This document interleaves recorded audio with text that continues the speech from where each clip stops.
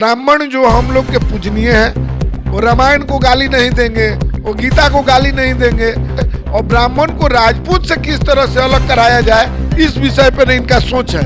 ब्राह्मण मतलब देवता, धरती के देवता जरूर ब्राह्मण को कहा गया है। अब उनके घर के पालतू हैं ने भी राम को रथ को रोका था, उनका रथ रुक गया। बोले राजपूत को सम्मान कौन दिया है? आज भी राम को कौन पूजते हैं? राम को आप क्षत्रिय मानते हैं तो राम को पूजने वाले सबसे ज्यादा देश में ब्राह्मण हैं। तो राजपूत में वैसा कुकर्मी नहीं थे, वैसा साजिश करता नहीं थे, वैसा दोगला नहीं थे। तो वैसा ही ये है। मनोज झा भी उसी तरह का दोगला है, वो तो जनेऊ भी नहीं पहनते। अगर ब्राह्मण है तो उनका जनेऊ संस्कार को पूछ ली। जितने कुआं बनाया गया वो तो सभी जाति धर्म के लोग पानी पीते थे। आज भी स्वर्ण समाज के ठाकुर हो, भूमिहार हो, वो जाकर जरूर मदद के लिए उनके पास पहुंचते हैं।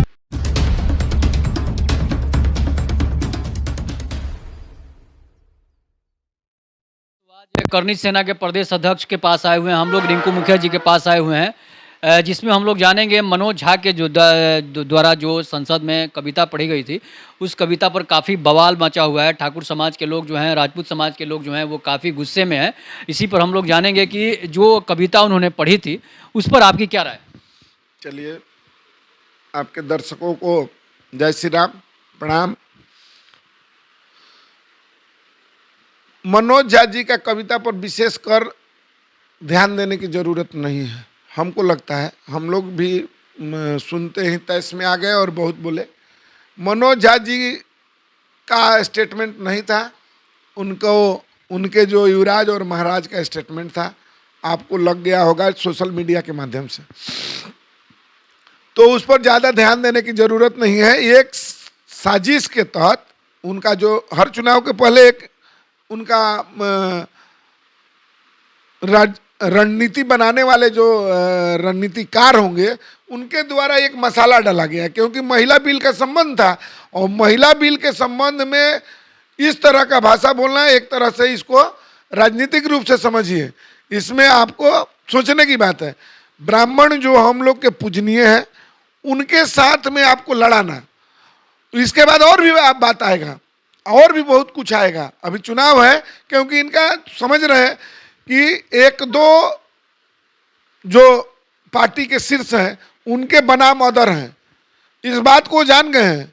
उनको अगर वो राम को गाली नहीं देंगे, वो रामायण को गाली नहीं देंगे, वो गीता को गाली नहीं देंगे, तो उनको अलग जो जहाँ से मिलना है वो नहीं मिलेगा और उनका मुख्य जनाधार वही है। तो ये बात इसमें से जो भाई हिंदू भाई हैं, जो सनातनी हैं, इसको हम उस रूप में नहीं ले जाना चाहते हैं। इनको अलग अलग करने के लिए, क्योंकि ब्राह्मण को ये लोग टारगेट कर रहे हैं, ब्राह्मण को गाली दे रहे हैं एक तरह से, और ब्राह्मण को राजपूत से किस तरह से अलग कराया जाए इस विषय पर इनका सोच है, जो कभी न हुआ है और न होगा। क्योंकि ब्राह्मण ही एक ऐसा समुदाय है, ब्राह्मण मतलब देवता, धरती के देवता जरूर ब्राह्मण को कहा गया है। आप देख लीजिए, जितने पीठाधीश हैं, मठाधीश हैं, जितने महात्मा हुए वो आपको लेके चलते हैं, लेकिन इनको तो इसलिए कहा गया है झाजी मतलब उनके घर के पालतू हैं और उसी पर इनको मिला हुआ है। ये प्रोफेसर भी बने होंगे तो उन्हीं के अनुकंपा पर बने हुए हैं। अब कितना विशेष ज्ञान है, कितना हम उतना नहीं कह सकते हैं। ज्ञान होना ये नहीं है कि अपने को गाली देना, ज्ञान होना ये नहीं कि अपने समाज को अहित करना, ज्ञान होना ये नहीं कि अपने समाज को दूसरे समाज से लड़ाना, ये ज्ञान का मतलब नहीं है। और एक आदमी को खुश करने के लिए इस तरह का भाषा उनको नहीं बोलना चाहिए, और इस पे हम लोग शुरू से ही घोर निंदा करते हैं। और उसी के दबाने के लिए ही जातिगत जनगणना को जल्दबाजी में लाया गया है कि इधर से उधर मुंह फेरा जाए, नहीं तो उससे बहुत नुकसान हो रहा है। और ये तो जरूर रामायण को जिसने छेड़ा उनका नाश हुआ है, जिसने छेड़ा नाश हुआ है। इधर का ही देख लीजिए, सतयुग, त्रेता और द्वापर का बात मत कीजिए। जो उनके अध्यक्ष हैं, जो महाराज हैं, उन्होंने भी राम को रथ को रोका था, उनका रथ रुक गया, भले उनको सब कुछ मिल गया, बहुत अरबपति हो गए, खरबपति हो गए, उनके पास धन अथाह हो गया। अथाह धन के मालिक अभी बिहार में कौन है? उनके महाराज हैं। अगर आज के डेट में सबसे बड़ा महाराज कौन है? उनके अध्यक्ष हैं, उनके महाराज हैं, उनके युवराज हैं, जो बोलते हैं कि 14 साल में मेरे पास हमको दिखाया जाता है। अरे भाई 14 साल में आप खरबपति से भी ऊपर हो गए, कहां से आया ये संपत्ति? तो ये वो अपने कुकर्मों को, अपने द्वारा किए गए कर्मों को छिपाने के लिए इस तरह का भाषा बुलवाया गया है। और ब्राह्मण समाज से, जो हम लोग के लिए देवता के तुल्य है, हम लोग के लिए, अरे राजपूत को कौन मान दिया है? राजपूत को सम्मान कौन दिया है? आज भी राम को कौन पूजते हैं? राम को आप क्षत्रिय मानते हैं, तो राम को पूजने वाले सबसे ज्यादा देश में ब्राह्मण हैं, जो हमको वो सम्मान दिए हैं। वो हमारे कैसे अहित कर सकते हैं? अहित की बात सोच ही नहीं सकते हैं। जब जब उनका साथ मिला है और तभी जाके हम लोग विजय की प्राप्ति किए हैं। तो इसलिए ब्राह्मण हमारे देवता तुल्य है, देवता है, और इस धरती के भी देवता है, सबको मानना चाहिए। तो फिर मनोज झा का पुतला भी कहीं कहीं जलाया जा रहा है। अरे मनोज झा, मान लीजिए अपवाद नहीं होगा। अब पृथ्वीराज चौहान के समय राजपूत उनका विरोधी नहीं थे, राजपूत अहित किए कि नहीं, तब न पृथ्वीराज चौहान को मोहम्मद गौरी जैसा आक्रांता यहाँ पर आ गया। तो राजपूत में वैसा कुकर्मी नहीं थे, वैसा साजिश करता नहीं थे, वैसा दोगला नहीं थे। तो वैसे ही ये है, मनोज झा भी उसी तरह का दोगला है। वो तो जनेऊ भी नहीं पहनते, अगर ब्राह्मण है तो उनका जनेऊ संस्कार को पूछ लीजिए। ईडब्ल्यूएस आरक्षण का विरोध भी किए थे, जो सवर्णों को मिलने वाला ईडब्ल्यूएस था, उसका भी इन्होंने विरोध। ब्राह्मण है तो उनका जनेऊ दिखा दीजिए। आप लोग जाइए, प्रेस वाले, मीडिया वाले, उनसे पूछिए, जनेऊ संस्कार होता है, वो नहीं है। जगोपवीत के माध्यम से हम लोग आज भी इस बंधन से क्यों बनते हैं? ब्राह्मण को पूजनीय देवता तुल्य मानते हैं। आज भी ये ब्रह्मा का स्वरूप है, उन्हीं के द्वारा जनेऊ को हम पहनते हैं और उन्हीं के बंधन में बंधे हुए हैं। तो जब तक ये शरीर पर ये धारण रहेगा तो ब्राह्मण हमारे लिए पूजनीय है, पूजनीय है, पूजनीय है। तो जैसे ये लोग तो जनेऊ तोड़ने वाले लोग भी थे। अरे भाई जनेऊ तोड़ने वाले तो तोड़ते रहेगा, आज तक तो सनातन को खत्म करने वाला चलते रहेगा। राजपूत का विरोध आज से हो रहा है, आज से विरोध हो रहा है। क्षत्रिय 692 के बाद में आज तक लड़ते आया, लेकिन लड़ते लड़ते फिर भी बचा हुआ है और ये बचा ही रहेगा। जितना भी कम संख्या दिखाए तो पर भी ये बचा ही रहेगा और अस्तित्व इसका रहेगा। इसके नाम ये बनना सब चाहते हैं, बनना सब चाहते हैं, लेकिन इसको नीचा भी दिखाने के लिए राजनीतिक रूप से, क्योंकि ये तो लोकतांत्रिक व्यवस्था हो गई है, तो लोकतांत्रिक व्यवस्था में इसको नीचा दिखाने का एक मुख्य कारण है कि हम लोग संगठित नहीं हैं। इतना भी बात पर तो राजपूत, भूमियार, लाला, राजपूत, ब्राह्मण, शेख, सैयद, पठान, खान सबको एक होना चाहिए। जाट, जाट में सिख जट है, जैन है, ईसाई है, सभी है, वैश्य समाज है, वो भी हमारे अंग है। तो ये अलग अलग इसलिए दिखाया जाता है और अलग अलग उस्काया इसलिए जाता है कि आप बटे रहिए, आपका मन में डाला जाता है। ये बात तो डाला गया है कि आप अलग रहिए, आप एक नहीं होइए। आपसे आप ऊंचे हैं, नीचे हैं, उधर हैं, उधर। अरे हमको नीचा दिखाइए ना और आप ऊपर हो जाइए। 14% आप हैं तो आप आगे रहिए। आपको क्या बेनिफिट की जरूरत है? क्यों लड़ रहे हैं भाई? 30 वर्ष में आपने उत्थान हुआ कि नहीं हुआ? आपने नहीं हुआ तो क्यों नहीं हुआ? आपने क्यों नहीं किया? वो आपने 30 वर्ष आपको मिला, 30 वर्षों में अपने समाज को आप क्या किए? और नहीं किए तो क्यों नहीं किए? ये तो दोष आप ही के ऊपर है। तो उसमें स्वर्ण समाज कहाँ से दोषी है? न उसमें राजपूत, भूमिहार, ब्राह्मण, लाला, शेख, सैयद, पठान, खान, जट, सिख, ईसाई, वैश्य समाज कहाँ दोषी हैं? वो तो आप खुद सत्ता के मालिक थे, आप राजा थे, आपने नहीं किया। तो आप देखिए कि क्यों नहीं किए? क्योंकि अपने परिवार को आगे ले जाना था। आपको रंक से राजा बने और नीचे से लेकर ऊपर तक अपने आकाश तक सीढ़ी बना दिया, जो एक 14 साल के लड़का को भी आपने अरबपति खरबपति बना दिया। आप पिछड़े की बात करते हैं, अति पिछड़े की बात करते हैं, तो अरे भाई, तो अति पिछड़े को आप सबको बनाइए ना। एक आपके घर से बन गया तो अंगूठा छाप मुख्यमंत्री, अंगूठा छाप उप मुख्यमंत्री, और भी और क्या बोला जाए, आप ही के घर का मंत्री होगा, उप मुख्यमंत्री होगा, आप ही के घर का सब होगा, आप ही के घर का अध्यक्ष होगा। तो ये तो पार्टी आपने अपने समाज को भी बुर्बक बना के, आपने समाज को जात पात में उलझा के, उनका क्या भला हुआ है? तो इतना 30 वर्षों में तो उनको भी अरबपति खरबपति होना चाहिए था। नहीं तो हुए हैं, तो सार्वजनिक करके उनको आप अगड़े में जाइए।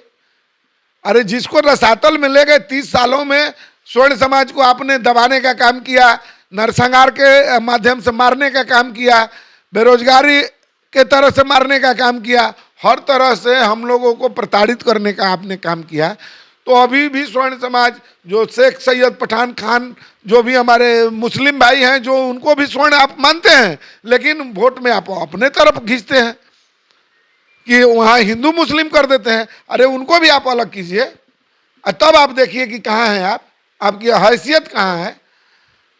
तो ये हमारी कमी है, और हम ही निवेदन करेंगे आपके चैनल के माध्यम से, अभी भी सब कुछ छोड़कर एक बनिए। और जैसे आप लेकर पूर्वज आपके चले हैं, 36 कौम के आप अगर बनते थे, 36 कौम को आप लेकर चलते थे। ठाकुर का कुआं का बात कर रहे हैं, तो ठाकुर का कुआं ही ऐसा है, अभी हमारे गांव में भी ले लीजिए, जितने कुआं बनाया गया वो तो सभी जाति धर्म के लोग पानी पीते थे।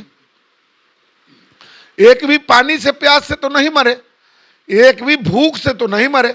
अगर आज भी गांव में सुन लिया जाता है कि इसके घर में राशन की अभाव है, सरकारी व्यवस्था नहीं पहुंची है, उसके घर में शादी से वंचित है, शादी नहीं हो पा रहा है, तो आज भी स्वर्ण समाज के ठाकुर हो, भूमिहार हो, वो जाकर जरूर मदद के लिए उनके पास पहुंचते हैं। लेकिन उसको तो तोड़ा गया है इतना, उसमें अलगाववाद इतना कर दिया गया है, उसमें जहर इतना घोला गया है कि वो सब करते हुए भी आप वंचित हैं, सब करते हुए भी आपको वो नहीं समझ रहा है, हम भी उनको नहीं समझ पाते हैं। कहीं ना कहीं जरूर कमी है, उस कमी को पाटने की आवश्यकता है। मनोज झा को हालांकि किसी ने सपोर्ट ब्राह्मण ने नहीं किया है, लेकिन एक ब्राह्मण है जिनका नाम टूना जी पांडे है, वही एक सपोर्टर है, बाकी कोई ब्राह्मण सपोर्टर। अच्छा, एक बात बताइए कि रावण का सपोर्ट में कुंभकर्ण गया था, लेकिन कुंभकर्ण किस मन से गए थे? रावण का सपोर्ट मेघनाथ किए थे तो किस मन से किए थे? मंदोदरी किए थे तो क्या उनको सलाह नहीं दिए थे कि आपने जो किए हैं वो कर्म गलत है? तो देख लीजिए आप, मतलब हमारे तो धर्म ग्रंथ खुली किताब है, उसको देखिएगा तो पता चल जाएगा। रावण जैसे ज्ञानी को भी समझाने के लिए कुंभकर्ण भैया वो क्या थे और क्या है, उनके सामने इस तरह से नहीं करना चाहिए। तो वो कह ही नहीं सकते हैं, लेकिन मजबूरन भी जाके युद्ध भी किए। तो टूना पांडे हो सकता है कि उनके मानसिकता से प्रभावित हो, उनके विचार से प्रभावित हो, लेकिन सभी ब्राह्मण, आज सर्वेश पांडे जी को ले लीजिए, आज अंतर्राष्ट्रीय ब्राह्मण महासभा के जो अध्यक्ष हैं उनका ले लीजिए, और भी बहुत हमारे देवतुल्य ब्राह्मण हैं जिनका बात को लीजिए, पार्टीगत नहीं, जो खासकर आपको देखते हैं, आप पर हमेशा चिंता रहता है उनका कि ठाकुर समाज का उत्थान कैसे हो, सभी समाज का उत्थान कैसे हो, धर्म का उत्थान कैसे हो, सभी जातियों का उत्थान कैसे हो। ब्राह्मण ही है ना जी कि विश्व की सबके लिए मांग करते हैं, धर्म की जय हो, विश्व की जय हो, सनातन की जय हो। कौन मांगता है? ये इसको कौन दिया? ये ठाकुर तो नहीं दिए थे। तो विश्व की रक्षा के लिए, गौ की रक्षा के लिए, धरती की रक्षा के लिए, समाज की रक्षा के लिए, सभी की रक्षा के लिए ब्राह्मण हमें दिशा निर्देश दिए हैं, और उस दिशा निर्देश पर हम लोग चलने का काम किए हैं। तो हमारे लिए देवतुल्य है। एक आध अपवाद है तो उनका अपवाद का सजा मिलेगा, क्योंकि अभी तो ये लोकतंत्र है, लोकतंत्र में उनको जितना ये गाली देंगे तो उतना ही उनको राज्यसभा का टिकट पक्का है। तो मनोज झा उसके लिए नहीं किए हैं, अपना सत्ता के चाबी उनके पास रहे, राज्यसभा का टिकट उनके पास रहे, तो जैसा महाराज और युवराज बोलेंगे वही बात बोलेंगे, और उसी तरह का भाषा जो भी होंगे उस तरह से बोलते रहेंगे, इसमें चिंता की विषय नहीं। इसका मतलब साफ है कि राजपूत और ब्राह्मण में कोई मतभेद नहीं है। न हुआ है और न होगा, न भूतो न भविष्यति बोला गया है, न हुआ है न होगा। आप देख लीजिए, ठाकुरों को बढ़ाने में आप तो मतलब और भी लोगों से लीजिए, ठाकुर को बढ़ाने में ब्राह्मण का योगदान है और इसको ठाकुर सभी को मानना चाहिए, सभी को मानना चाहिए। और आज भी उनका दिशा निर्देश जो माना है वो विजय की प्राप्ति किया है। पृथ्वीराज चौहान को घेरवाने वाले कौन थे? उन्हीं के अपने थे।